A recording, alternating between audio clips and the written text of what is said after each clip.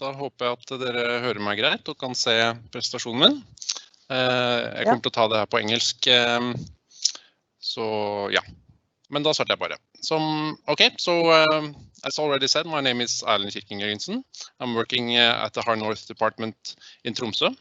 And in this talk, I'll give a brief presentation and summary of the main results from my recently defended PhD thesis, where I investigated how human population size and adaptive strategies changed throughout the Stone Age of Arctic Norway in response to environmental variability in the past.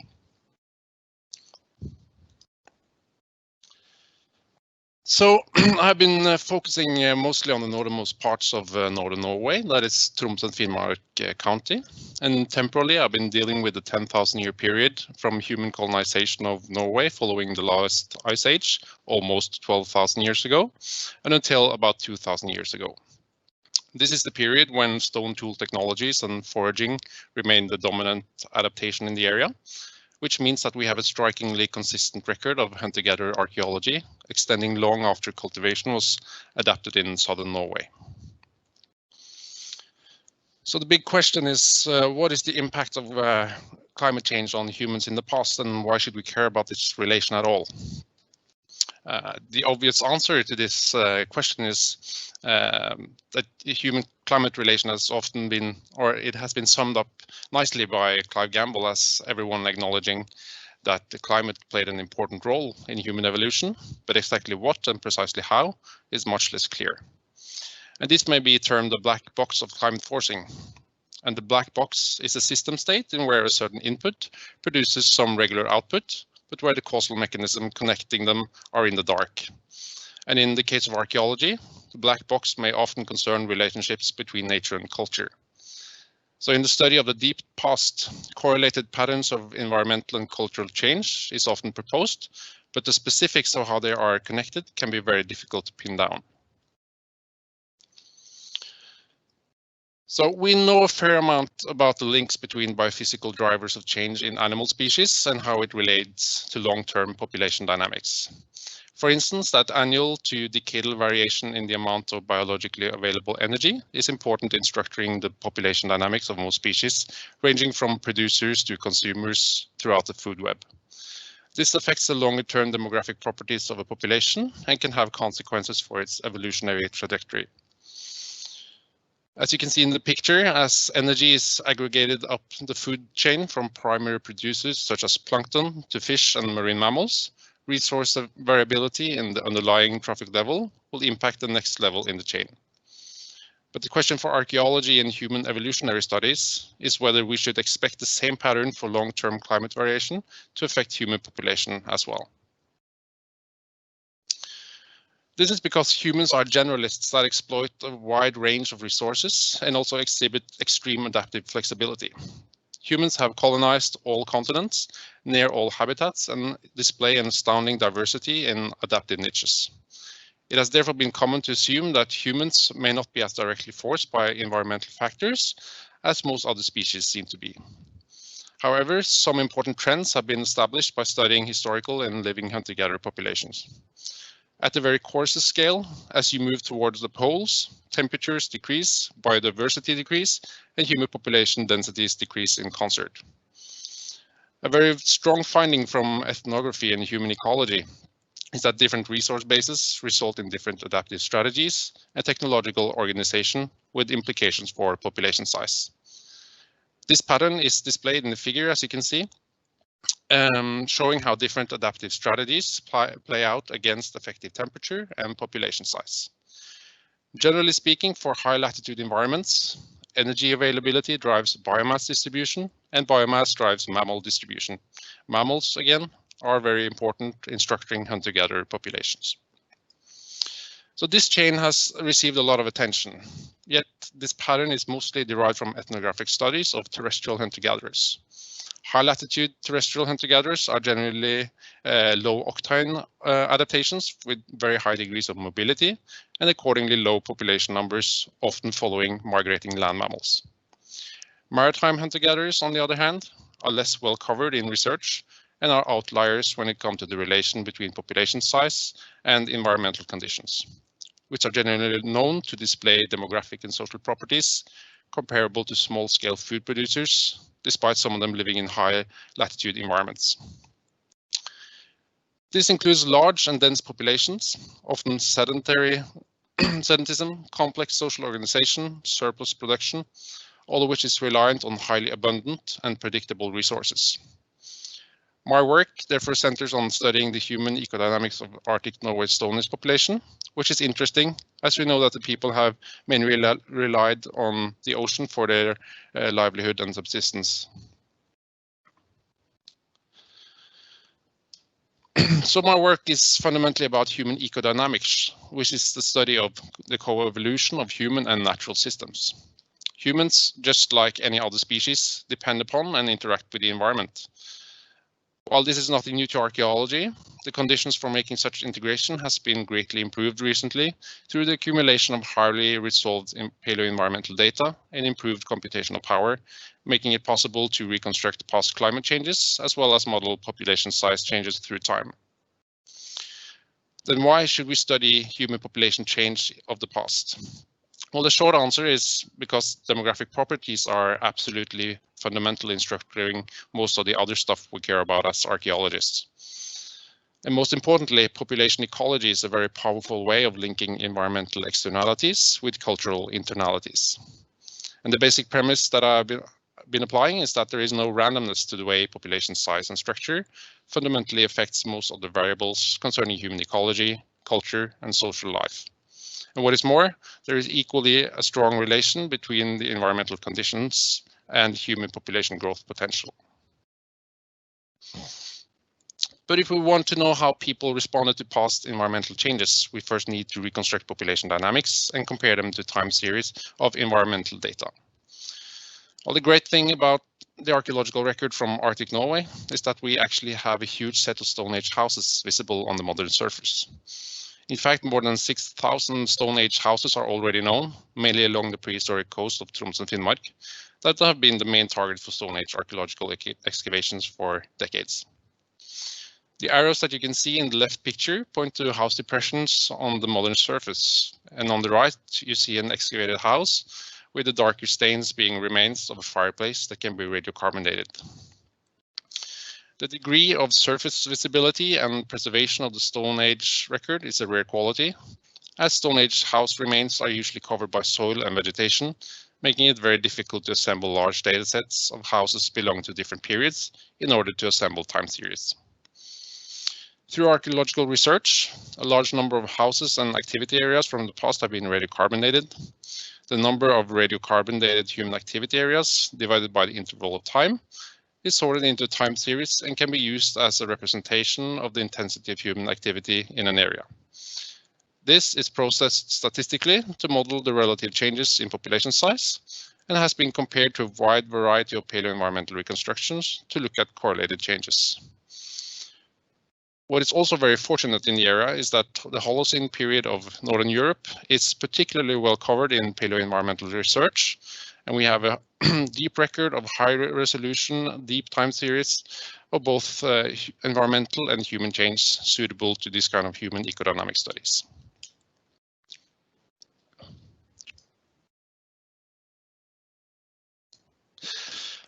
So I'll just briefly summarize the main, I'll just briefly summarize the main results from the papers constituting my thesis. And all of the papers are published and available online. So for this first paper, I aimed at establishing the overall patterns in human and environmental systems.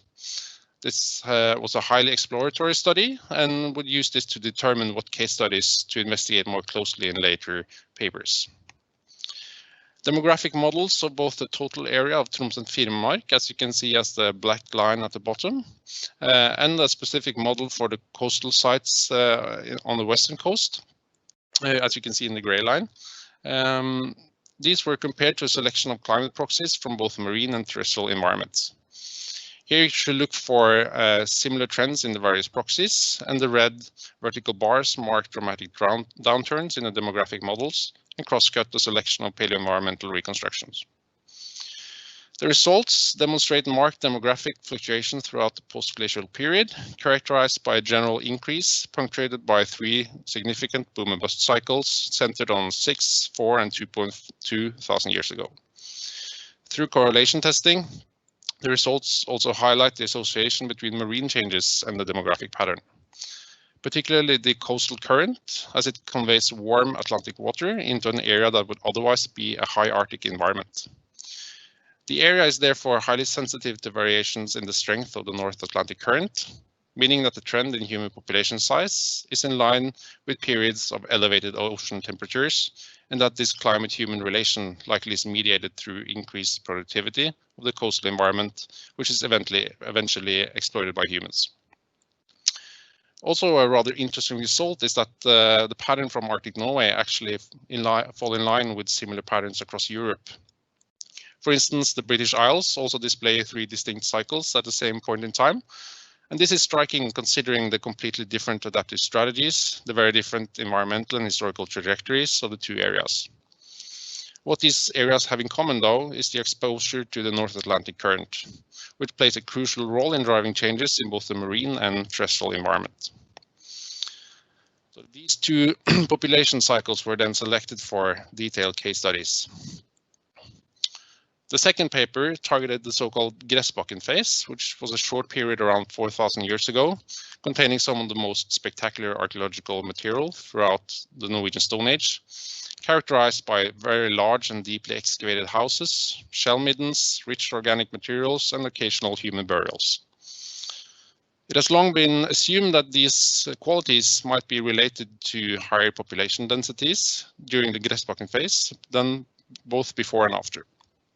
And we wanted to know if this might be the case and particularly investigate why the Gressbakken phase ended with a seeming dramatic population decline.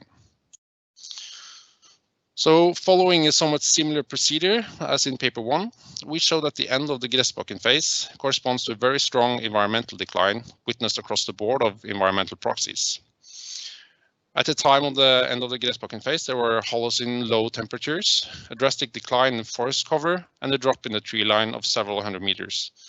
Colder and wetter climate combined to produce widespread peat formation and the reformation of local glacier. Most spectacularly, however, is that the Santorini eruption had also local impacts in Arctic Fennoscandia, which you can see here as frost rings that have been identified in the local dendrochronology.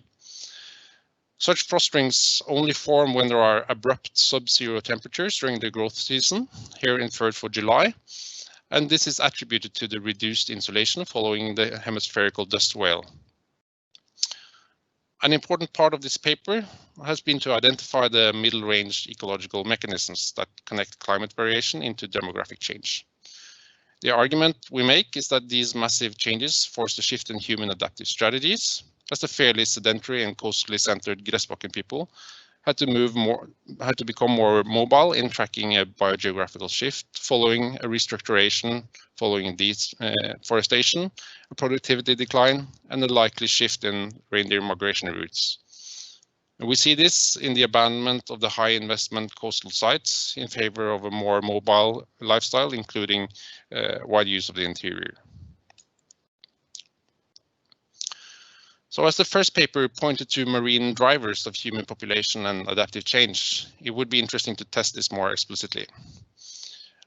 We cannot devise controlled experiments of the past, but we can compare different regions. So we put together a comparative study of Arctic Norway and Western Finland to study the relation between demography, technology, and climatic changes.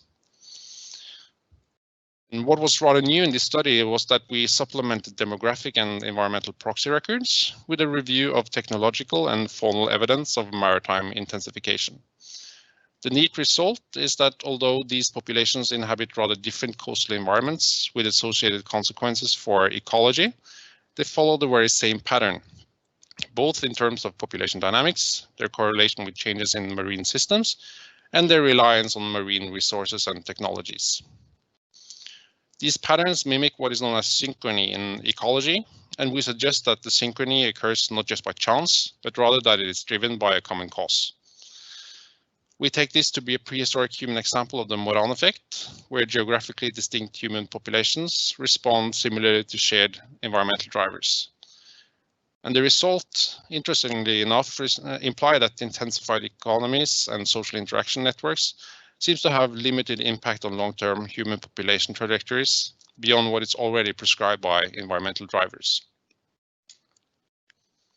And then the final paper, prehistoric slate tools have a very special association with circumpolar maritime hunter-gatherers. And almost interchangeable slate toolkits occur across separate areas during the Holocene, such as Fennoscandia, Alaska, and Labrador. However, slate technology is not much studied compared to harder and more glaciolithic materials, such as flint, that can be worked predictably through napping. Softer sedimentary rocks like slate are different in that they are ground and polished, and this allows a whole different range of qualities and that are actually rather comparable to many of the functional uses of metal. It's highly plastic and can be shaped into almost any form. So in this final paper, I made the argument that the reason why slate tools are so common and similar between separate maritime hunter-gatherers in the circumpolar region is that slate technology is the result of convergent evolution. So prehistoric people in completely different areas came up with similar technologies that are more or less interchangeable. They were developed independently and almost at the same time. I argue that people develop similar solutions to shared problems when facing similar conditions. In circumpolar coastal areas, the common problem is that of increasing the efficiency of hunting and processing in marine resources. And to investigate this, I made an extensive review of Arctic Norwegian slate technology and compared it to environmental and demographic changes. The results show that the proportion of slate tools in site inventories correspond with population size. And it seems that slate technologies can be used to change the energy budget of maritime hunter-gatherers, providing increased adaptive success, and that the slate industry is somewhat density dependent. This provides an interesting case study of the adaptive strategies and technologies does only seem to develop under particular ecological and demographic conditions. So finally, I will just briefly discuss how we can connect human population size and changes to ecosystem changes. So throughout my research, I made a case that what is actually going on inside the black box of climate forcing is no less than ecology itself. Climate and physical environmental properties determine important aspects of the biological component of the emergent ecosystem, and this in turn is vital in structuring the long-term demographic and adaptive properties of hunter-gatherers. And this is often referred to as carrying capacity. Despite the phenomenal adaptive flexibility of humans, we are not outside the ecosystem we live in. Yet humans are not only affected by, but fundamentally affects the environments they live in and can be very active in ecological niche construction and changing the ecosystem structure. And this, of course, results in feedback loops. A most striking example is domestication and the fact that today the biomass of domesticated livestock completely dwarfs the global biomass of wild mammals. But how mechanistic is the relation between environmental carrying capacity and prehistoric human population size? Particularly in prehistoric maritime economies, we can easily envision that people did not extract nearly as much resources from the environment as to topple it. There's always more fish in the sea, so to speak, and the carrying capacity of maritime hunter-gatherers therefore seems more a function of harvesting capabilities, which means that it must be limited by technology. Certain technologies can act as game changers in prehistoric economies to the extent that it may have more or less single-handedly increased the carrying capacity for the human population. And these are so-called enabling technologies. Maritime adaptive history is likely full of such examples. Just imagine the fantastical benefit to the first people developing fish hooks, and later the major benefit of fishing nets and boats that would drastically increase the economic output. And when first introduced, such technologies would have opened up new niches to be exploited by humans, and it seems likely that such innovations may have resulted in elevated growth potential.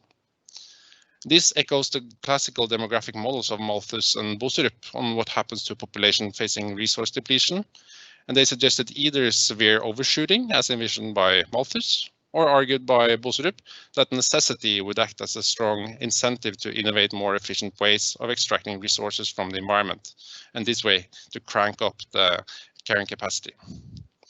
So finally, if we're looking at the massive population growth since the Industrial Revolution and also the apparent decoupling of human population growth from environmental productivity, following the advent of, for instance, intensified food producing economies, such as agriculture.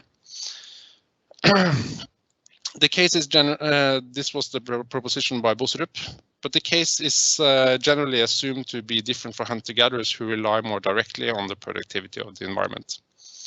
However, we could envision similar dynamics in the deep past at smaller magnitudes, both in terms of overshooting and that enabling technologies made a real difference. And thank you for your attention.